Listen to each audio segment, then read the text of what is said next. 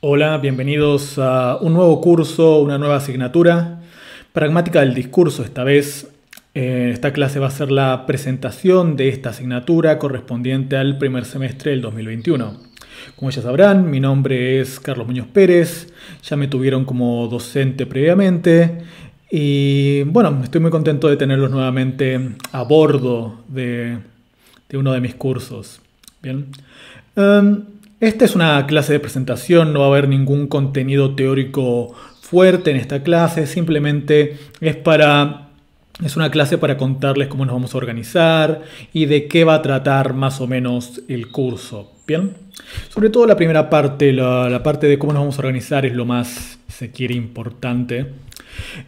Si cursaron semántica general, van a estar familiarizados con la propuesta, con la modalidad que les propongo, ¿bien? La idea es que vamos a tener dos clases semanales, ¿bien? Una asincrónica y una sincrónica, ¿bien? Una clase asincrónica es una clase grabada previamente que yo voy a subir a internet un determinado día de la semana y ustedes van a ver.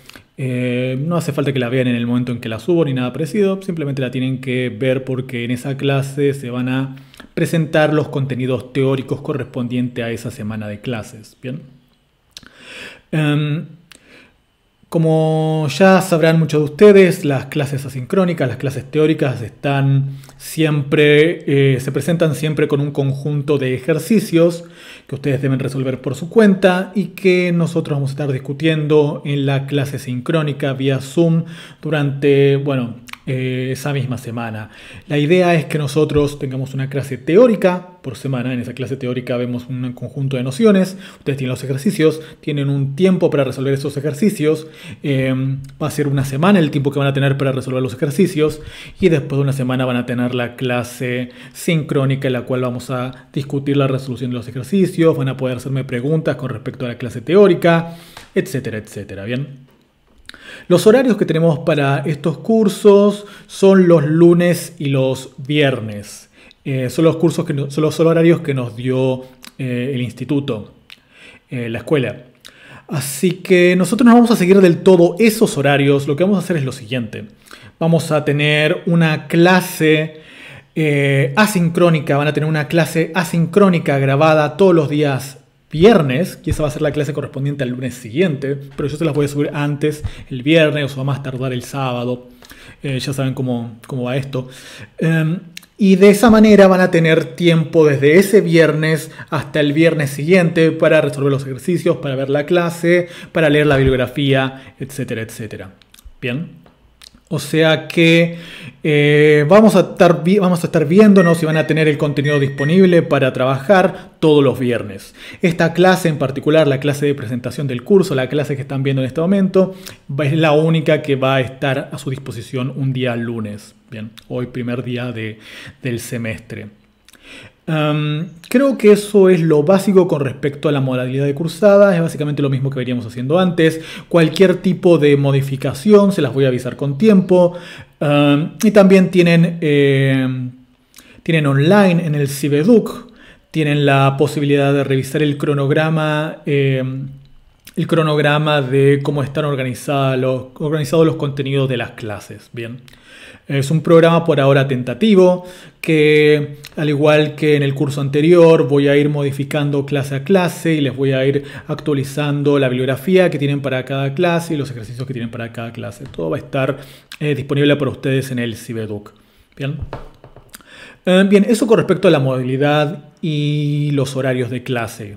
Todo va a ser los días viernes. Creo que nuestra clase de los viernes, la clase sincrónica, si no me falla la memoria, es a las 9:50 de la mañana. Pero puedo estar equivocado. Revisen Cibeduc, ya está todo subido en la página, los horarios en los cuales vamos a tener clase. ¿Bien?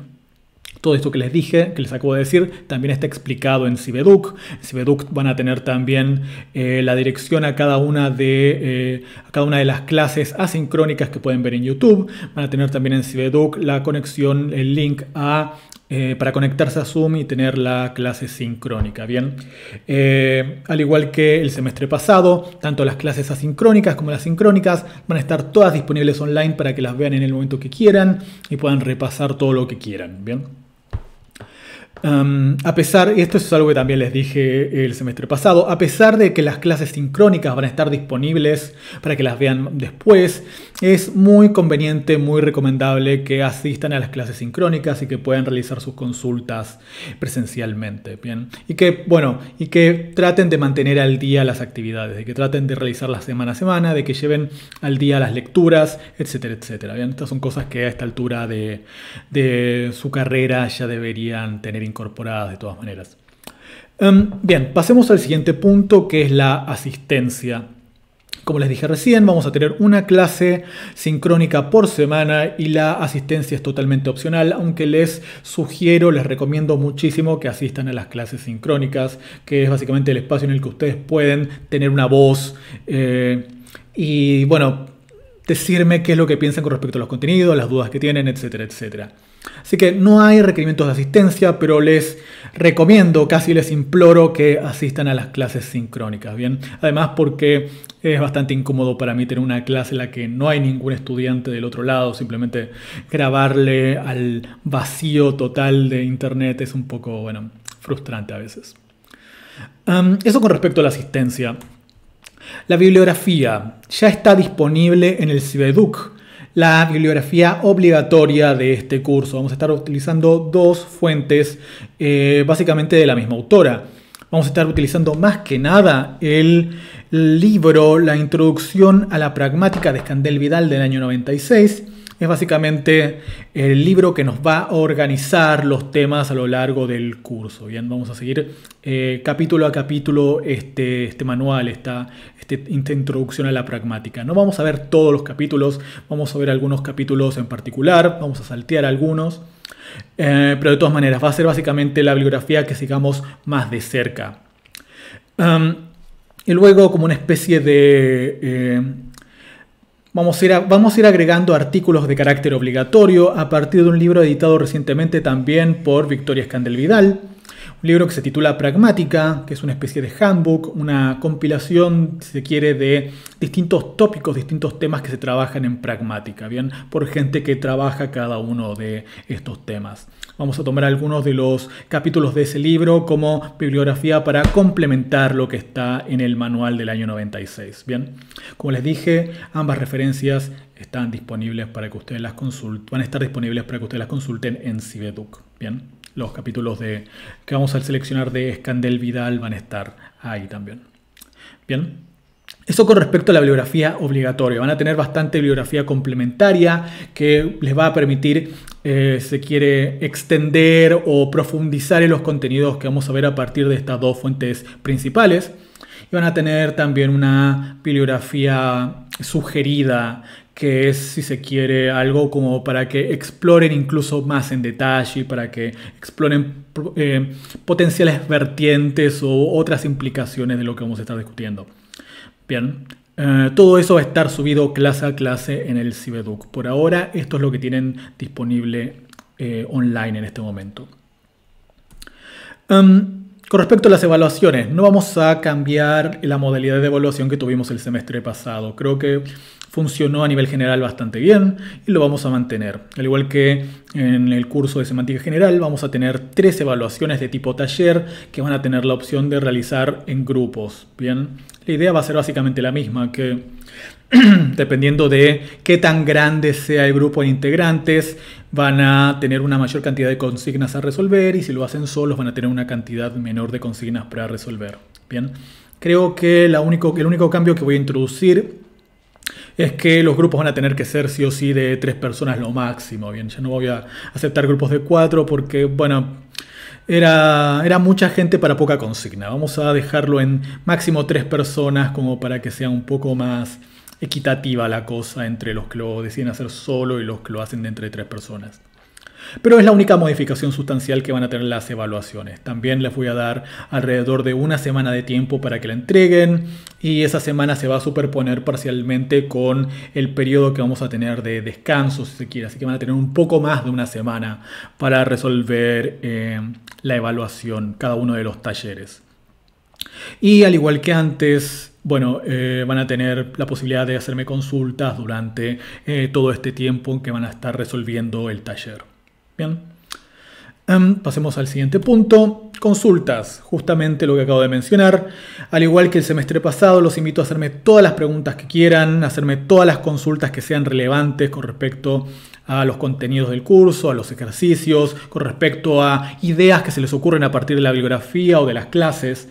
Estoy abierto a todo tipo de consultas. Esa es justamente la idea de que yo les dé mi correo electrónico y que tengamos un foro en el Cibeduc para que puedan hacer las consultas, ¿bien? Así que cualquier cosa que a ustedes les resulte interesante, problemática, complicada, lo que sea, me contactan, lo discutimos. Si se quiere observación de algo que se podría profundizar más en clase o si es una duda bastante general con respecto a los contenidos, les recomiendo que hagan la consulta a través de los foros de Cibeduc, ¿bien? Si entran al igual que el semestre pasado, si entran a la lengüeta comunicación de nuestro Cibeduc, ahí van a tener dos opciones. En una de las opciones yo voy a subir semana a semana todos los mensajes con las clases que voy a ir subiendo. Y en el otro, si hacen clic en la otra opción es consulta de los estudiantes, ahí pueden postear sus preguntas y yo se las voy a responder lo más pronto posible. Bien. Así que los invito a utilizar el Cibeduc, a utilizar la posibilidad de contactarse conmigo para hacer cualquier tipo de consulta. Así que si quieren profundizar en cualquiera de los contenidos del curso, están totalmente invitados a hacerlo. Es un poco la idea también de tener este curso, ¿no? Bien, eso con respecto a las formalidades. Pasemos a hablar un poco de los contenidos del curso y vamos a tratar de ver si podemos definir un poco qué es esto de la pragmática o la pragmática del discurso, como lo presenta el título de la asignatura.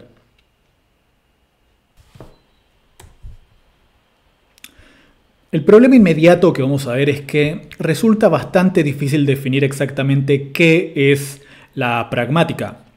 Y el problema es básicamente que resulta difícil ofrecer una definición de pragmática que deje contento y feliz a todo aquel que se considera un investigador de la pragmática o un pragmatista. Bien, ¿por qué es esto? Porque por un lado podemos ofrecer una definición muy amplia, muy general de lo que es el dominio de investigación de la pragmática. Y esta definición amplia y general va a, de alguna manera, contener, va a alcanzar a todos los tipos de investigación, a todos los tipos de fenómenos pragmáticos que podemos reconocer. Pero al mismo tiempo esta definición va a ser tan vaga, tan general, que no va a permitirnos hacer mucho. Va a ser simplemente una definición muy general que no nos va a permitir distinguir, por ejemplo, la pragmática de la semántica, si se quiere. Podemos intentar ofrecer una definición más escueta, más estricta. Bien. El problema es que una definición más escueta y más estricta va a dejar de lado justamente muchos aspectos de la investigación y muchos fenómenos que se consideran típicamente pragmáticos. ¿Bien? O sea que cuesta encontrar, si se quiere, el tamaño adecuado para una definición. Cuesta ofrecer una definición que calce exactamente con lo que se realiza dentro del campo de la pragmática, con la tarea de los investigadores que trabajan en pragmática. Bien. Veamos un ejemplo de esto rápidamente. Tenemos acá dos definiciones de pragmática que tomo de dos handbooks.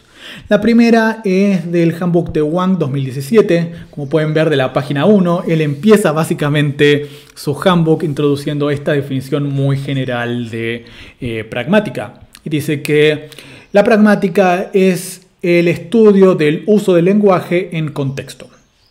Bien, que es una definición bastante amplia, que no es incorrecta esta definición, sino que simplemente es muy amplia, tan amplia que cuesta a veces distinguir exactamente qué es la pragmática a partir de esta definición. Por ejemplo, habla de el lenguaje en uso. Y nosotros cuando utilizamos el lenguaje, bien, no estamos utilizando solamente uno de sus componentes. No es que cuando hablamos de los componentes del lenguaje distinguimos, por ejemplo, fonética, fonología, morfología, sintaxis, semántica y pragmática. Cuando utilizamos la lengua, no estamos solamente utilizando la pragmática, estamos utilizando todo el sistema de la lengua. Lo que apunta esta definición es que la pragmática es aquel componente que es crucial en el uso del lenguaje, pero no significa que el uso propio del lenguaje nos permita distinguir un componente, la pragmática, de otros componentes de la lengua, por ejemplo, de la semántica. Bien. Hay otras palabras acá que también son igualmente problemáticas a la hora de tratar de ofrecer una definición explícita de lo que es la pragmática. Una de estas es la palabra uso, que significa usar la lengua. Bien, esta idea de uso nos introduce inmediatamente a la idea de que la pragmática es un área de los estudios lingüísticos que está abocada a algo que podríamos denominar la función de la lengua en su funcionamiento real. Pero de alguna manera cuesta definir de todas maneras qué significa usar la lengua. O sea, lo primero que se nos viene a la cabeza cuando hablamos de usar la lengua en su realidad, el contexto de uso de la lengua, por decirlo de alguna manera, es comunicar enunciados. O sea, yo digo algo y esta es información que se la transmito a otra persona, más o menos como discutimos en el curso de gramática discursiva. El problema es que, bueno, esa definición es bastante simplista, como vamos a ver dentro de este curso. No es que el lenguaje sirva únicamente para transmitir información. El lenguaje sirve para muchas cosas. El lenguaje nos permite establecer algún tipo de acción, nos permite hacer cosas en el mundo real. Podemos, por ejemplo, a través del lenguaje pedir cosas, pedir información, dar órdenes, etcétera, etcétera. Bien. O sea, la palabra uso en este caso es bastante vaga en cierto sentido. Y ni hablar de la palabra contexto, que también está utilizada acá. ¿Qué significa el uso del lenguaje en contexto? ¿Qué significa contexto exactamente acá? Porque hay muchos significados, muchas acepciones de lo que puede significar contexto dentro de lo que son los estudios lingüísticos. Todas estas acepciones correctas y relevantes a lo que significa definir el contexto como una parte de el sistema comunicativo, si se quiere, de la comunicación entre un hablante y un oyente. El contexto puede referir a todas aquellas cosas que se dijeron previamente. El contexto puede referir al conocimiento compartido de hablante y oyente. Contexto puede referir justamente a la situación comunicativa, a la situación de enunciación en la que están hablante y oyente. Contexto puede referir al contexto más amplio, al contexto sociocultural, puede referir a cuestiones como las relaciones de poder que hay entre hablante y oyente. ¿Qué es exactamente lo que estamos hablando acá? Bueno, la palabra contexto no nos permite explicitar eso. Por tanto, acá lo que tenemos es una definición de pragmática que, si bien es correcta, es un poco vaga y demasiado general y no nos permite establecer distinciones fuertes entre la pragmática y otros niveles de análisis de la lengua. Si tratamos de establecer una definición un poco más escueta, sin embargo, nos van a quedar cosas fuera del dominio de la pragmática. Asuman la definición que tenemos acá en 2 de pragmática, que es una definición que tomo de otro handbook de Horn y Ward 2006. De acuerdo con esta definición, la pragmática es el estudio de aquellos aspectos del significado que son dependientes del contexto y que son sistemáticamente abstraídos de la construcción de contenido. Para decirlo de alguna manera simple y no tan rebuscado, la idea es que la pragmática estudia aquellos aspectos del significado que dependen del contexto y no son simplemente dependientes del proceso que me permite construir proposiciones. Ya en el curso pasado, en Semántica General, vimos cómo se construyen las proposiciones y vimos que la pragmática, el contexto, no infiere en gran medida en la construcción, no tiene mucha injerencia en la construcción de proposiciones. Es simplemente una especie de cálculo que se realiza a partir de las denotaciones de los elementos. La pragmática no tiene mucho que ver ahí. Sin embargo, lo que va a hacer la pragmática con las proposiciones es de alguna manera enriquecer su significado, agregar parte de significado para que nosotros podamos utilizar una proposición en la comunicación real. Bien. Ahora, ¿cuál es el problema con esta definición? Esta definición deja de lado muchas cosas porque justamente esta definición nos está hablando de el significado. Nos está diciendo que la pragmática es un fenómeno relativo al significado de la lengua, relativo a los significados lingüísticos. Y eso tampoco es del todo cierto. Hay muchos aspectos de la pragmática que no tienen que ver necesariamente con el significado, sino que tienen que ver con ciertos aspectos de adecuación a un determinado contexto. Hay ciertas cosas que nosotros no las decimos para producir un determinado significado o producir otro significado, sino que simplemente las decimos porque esa es la manera correcta de enunciar una idea en un cierto contexto pragmático. Bien. Piensen, por ejemplo, en un caso en el que ustedes le están hablando a su jefe, por ejemplo, y Ustedes tienen que hablarle a su jefe de determinada manera. Ustedes tienen que hablarle a su jefe respetando un cierto registro, respetando un cierto lenguaje formal. Y no le pueden hablar a su jefe de la misma manera en que le hablan a alguno de sus amigos. Bien, esto de alguna manera está capturado por la definición de uno. Esto es una manera en la cual el uso de la lengua está condicionado por el contexto. Bien, pero ese uso no es un uso basado en los significados. Es un uso simplemente basado en qué formas se utilizan. Bien, es algo que tiene que ver con un problema que vamos a estar viendo en este curso, que es el problema de la cortesía también. Así que no es que la definición de dos sea mejor que la de uno, es una definición más explícita con respecto a ciertos aspectos de la pragmática. Es una definición un poco más útil si nosotros estamos interesados en el significado pragmático, si se quiere, pero es una definición que de todas maneras deja fuera muchas cuestiones que se podría considerar que son pragmática. Bien. Bueno, lo que tienen ahí abajo es simplemente una reiteración de lo que les acabo de decir, que si bien la definición de dos hace énfasis en aquellos significados que nosotros podríamos denominar de alguna manera pragmáticos, no es el caso que todo aspecto de la lengua que nosotros podamos reconocer como pragmática sea relativo al significado, un significado pragmático si se quiere. La pragmática va más allá del significado. Hay cosas fenómenos que nosotros vamos a considerar como pragmáticos, incluso dentro de este curso, que no tienen que ver con el significado. Bien, va a haber muchas cosas que tengan que ver con las formas, con cómo uno dice las cosas y no tanto con el significado que uno intenta emitir. Bien, transmitir. Bien, hagamos un pequeño ejercicio. Tratemos de profundizar un poco más en qué es la pragmática, pero no intentando ofrecer una definición de qué es pragmática, porque como ya dijimos, es bastante difícil ofrecer una definición de pragmática que sea útil para todos los lingüistas que se dice que hacen pragmática. Lo que vamos a intentar hacer es tratar de establecer algunas distinciones entre lo que es la pragmática y lo que es la semántica. Bien. Algo de esto ya dijimos en el curso anterior de semántica general, ya introdujimos alguna distinción, aunque sea preliminar, entre la semántica y la pragmática. Y lo que dijimos en ese momento es que la semántica estudia el significado literal, mientras que la pragmática estudia lo que podríamos denominar el significado del hablante. ¿Qué quiere decir esto? Bueno, quiere decir que nosotros a veces vamos a tomar un conjunto de palabras, las vamos a combinar para formar una determinada expresión lingüística. Y esa expresión lingüística, dado los componentes que la conforman y la manera en que los combinamos, va a tener un determinado significado, su significado composicional. Recordarán que discutimos esto en detalle en el curso de semántica. Sin embargo, yo al utilizar esta expresión lingüística no lo hago con la intención de expresar ese significado, sino que lo hago diciendo algo diferente. Este es el significado del hablante, lo que yo intento transmitir a partir del uso de esa expresión lingüística y no necesariamente lo que quiere decir esa expresión lingüística a partir de la suma de sus partes. Bien. Podemos ver un ejemplo de eso en un chiste, por ejemplo.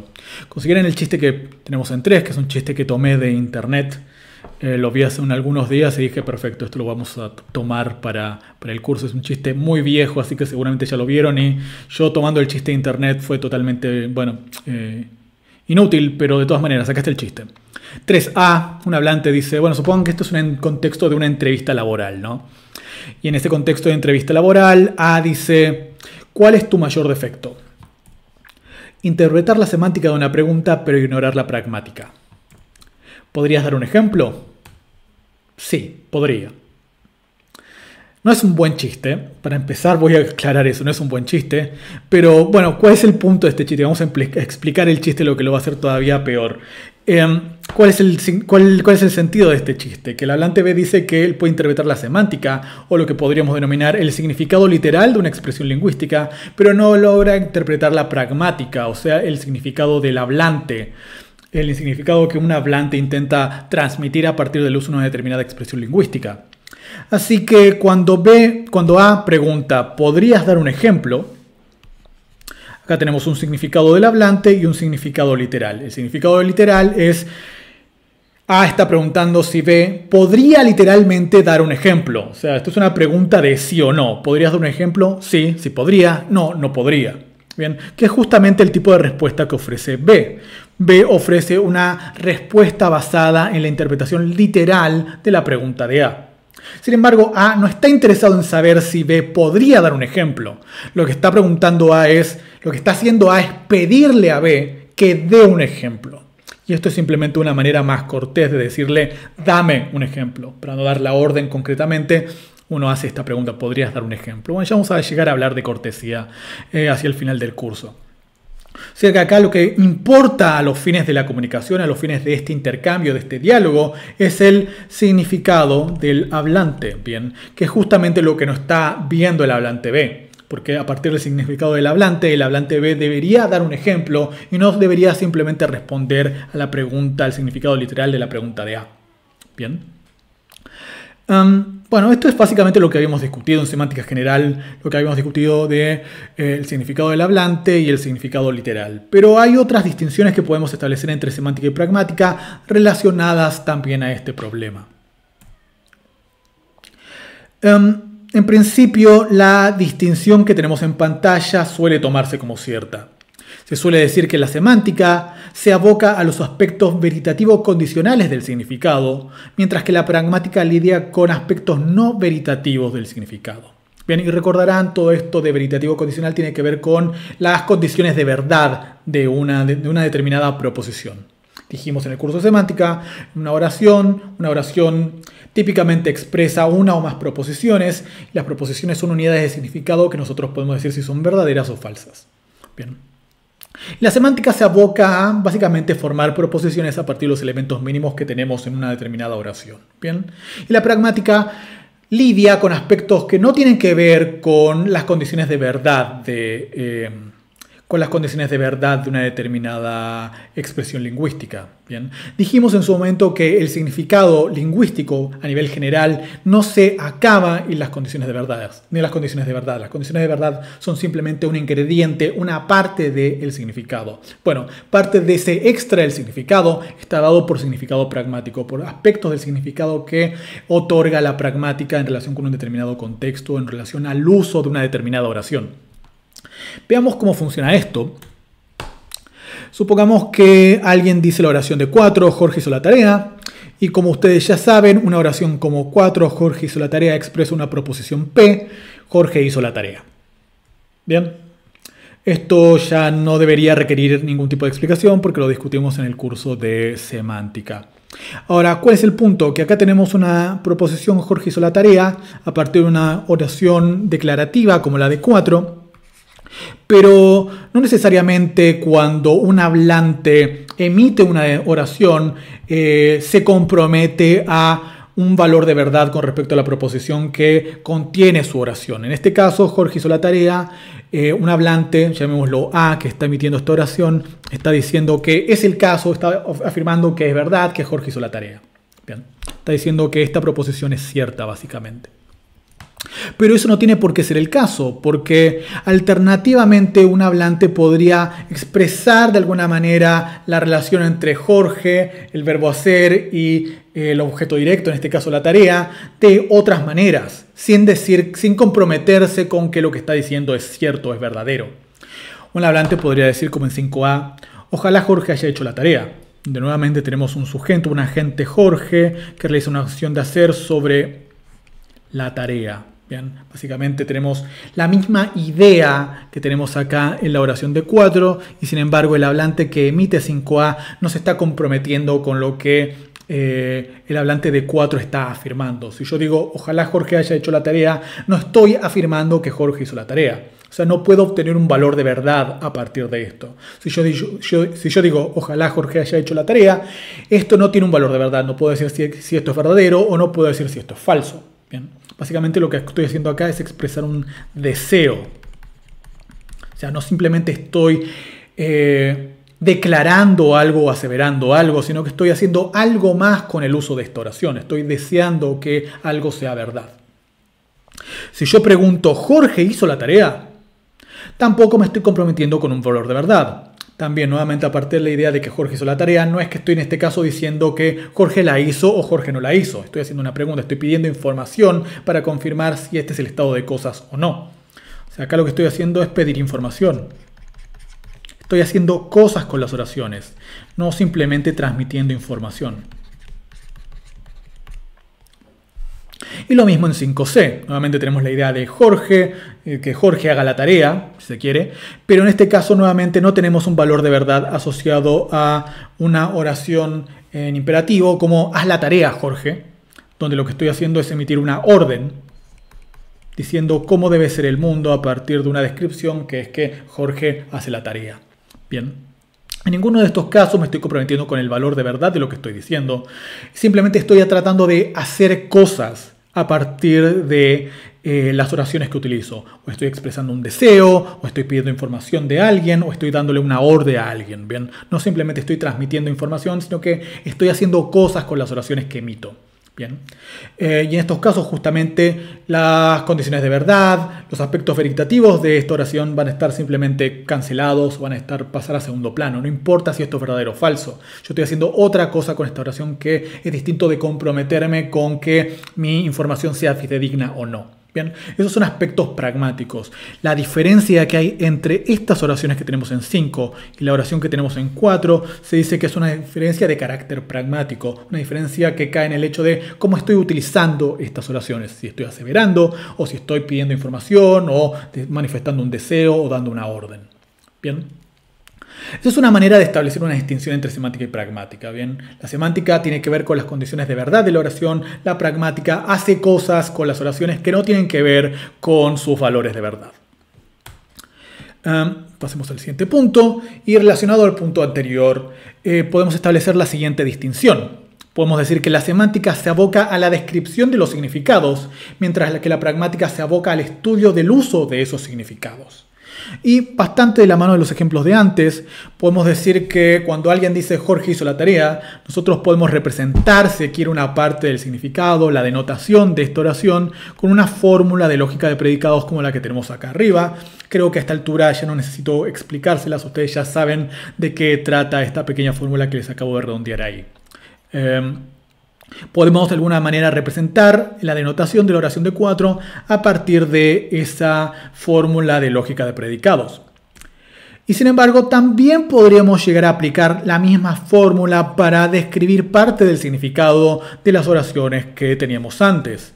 Para describir la oración, ojalá Jorge haya hecho la tarea, también tenemos una relación entre Jorge y la tarea que se da en términos de hacer.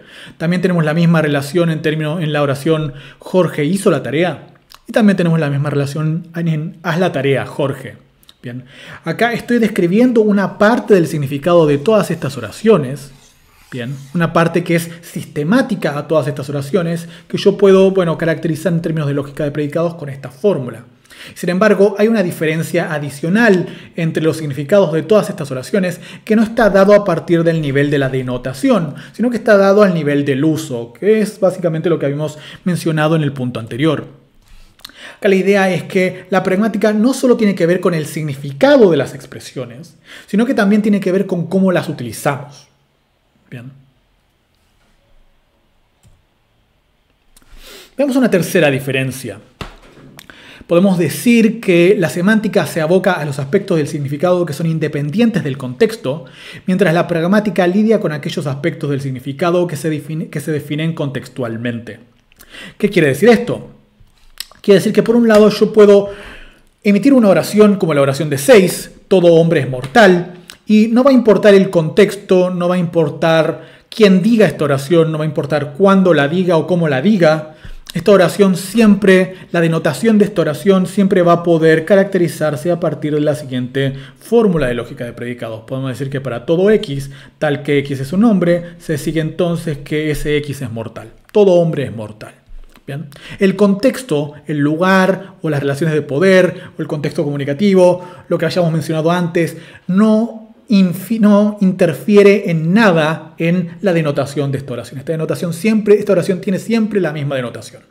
Y eso es un fenómeno de carácter semántico. Es sistemática la interpretación que yo le voy a dar a esta oración. Siempre la misma porque depende de las unidades que yo combino y de la proposición que yo formo con esas unidades. Algo totalmente diferente va a pasar en una oración como yo soy lingüista. En una oración como yo soy lingüista, la denotación que podamos tomar a partir de esta oración, la formalización que podamos hacer en términos de lógica de predicados, va a ser distinta dependiendo de, por ejemplo, quién emite esta oración. Si yo, Carlos, emito esta oración, yo puedo de alguna manera caracterizar esta oración en los términos que les estoy marcando acá. Estoy diciendo que Carlos tiene la propiedad de ser lingüista. Bien. Pero si alguno de ustedes emite esta oración, definitivamente no va a ser la misma denotación la correspondiente a esa oración. ¿Y por qué es eso? Porque tenemos acá un elemento deíctico, un pronombre yo, que refiere a la persona que está emitiendo esta oración, bien, al hablante. Y dependiendo de quién sea el hablante que emite esta oración, vamos a tener entonces distintos sujetos para la misma oración. Bien. Y esto es un aspecto que va a variar de un contexto al otro y por tanto podemos concluir que el significado, si se quiere, de los pronombres y de todo elemento deíctico va a ser un fenómeno de carácter pragmático. ¿Por qué? Porque va a ser el significado de este tipo de expresiones va a depender del contexto siempre. Bien, no lo podemos caracterizar como algo que es independiente del contexto. Siempre va a estar atado a quién y cuándo algo está diciendo. Alguien está diciendo algo. Bien. Pasemos a, entonces, voy a pasar a contarles muy brevemente entonces de qué va este curso. Lo que vamos a estar viendo en este curso va a ser una serie de teorías que se consideran como las teorías más importantes de la pragmática tradicional, las teorías más fundantes, si se quiere, de la pragmática tradicional. Cada una de estas teorías está asociada a un determinado dominio empírico y un conjunto de fenómenos que sirvieron para sostener, para postular esta teoría. Y nosotros vamos a estar presentando en cada caso la teoría y su correspondiente dominio empírico. Vamos a estar viendo cómo es que ese dominio empírico, esos fenómenos de la lengua, se pueden explicar a partir de un conjunto de hipótesis que, bueno, ciertos autores postularon a lo largo del tiempo. Bien. La idea de esto no es tanto que ustedes aprendan estas teorías, sino que ustedes se familiaricen con la terminología que se utiliza generalmente en pragmática y con las hipótesis fundantes de lo que se puede denominar la pragmática contemporánea. Muchas de estas teorías que vamos a discutir de alguna manera siguen estando vigentes en la pragmática contemporánea porque son fundantes del pensamiento que se sigue asumiendo hoy en día a la hora de abordar los fenómenos pragmáticos de la lengua. Bien. Vamos a hacer un pequeño recorrido de cuál es el programa, qué va a ser lo que discutamos en este curso. Lo primero que vamos a hacer a partir de la unidad 1 es introducir algunas nociones básicas de pragmática, alguna terminología básica como para empezar a introducir los problemas más empíricos que vamos a estar discutiendo a lo largo del curso. Cuestiones como, bueno, ¿qué quiere decir qué quiere decir exactamente esto del contexto? ¿Qué quiere decir esto del emisor, el hablante, etcétera, etcétera? Diversas terminologías que vamos a estar utilizando transversalmente a lo largo del curso. Bien, esto nos va a tomar, calculo, una semana. Va a ser una clase teórica para las nociones básicas que vamos a requerir. Y una vez que hayamos visto las nociones básicas de pragmática, vamos a empezar a discutir 4 problemas, si se quiere, o 4 teorías. Básicamente vamos a dividir el resto del curso en 4 partes, que no se corresponden a rajatabla con las unidades que tienen el programa. Pero hay 4 contenidos, si se quiere, que son los contenidos principales. Y el primero de ellos va a ser lo que se conoce como la teoría de los actos de habla, que en su versión tradicional tiene que ver más que nada con 2 autores, Austin y Searle. ¿Okay? La teoría de los actos de habla básicamente es una teoría acerca de la naturaleza performativa de la lengua. Que la lengua no simplemente sirve para transmitir información de forma pasiva, si se quiere, sino que nosotros podemos hacer cosas cuando emitimos una oración. Esto me refiero con la naturaleza performativa de la lengua. Bien, vamos a estar discutiendo las ideas de estos autores con respecto a esto.